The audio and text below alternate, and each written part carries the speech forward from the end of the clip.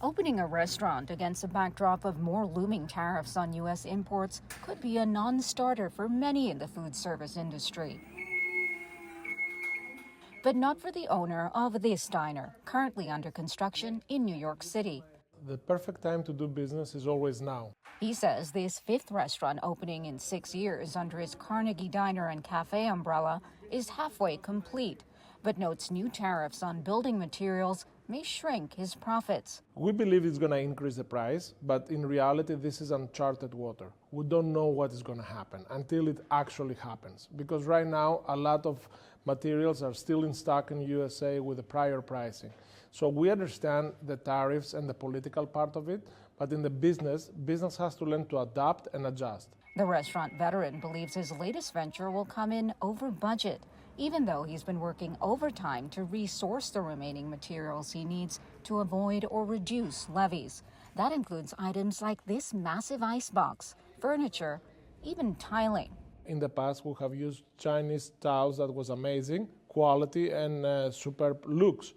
It's not just the cost of building materials that will impact the bottom line of dining establishments like this. According to the National Restaurant Association, a 25% tariff on food and beverage items from Mexico and Canada will eat into the profits of the average U.S. restaurant by up to 30%. The trade group adding in a recent letter to the White House that would cost American restaurants up to $12.1 billion, going on to urge the Trump administration to exempt food and beverage products to minimize the impact on restaurant owners and consumers.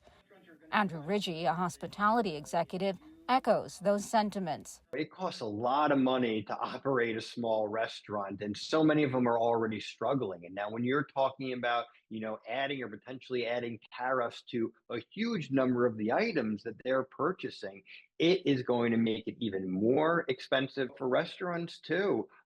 They want to remain as affordable as possible when all these costs are going up because they don't want to scare their customers away. I'm looking on the pancakes. Antonakopoulos, with over 30 years' experience in the food industry, is more pragmatic.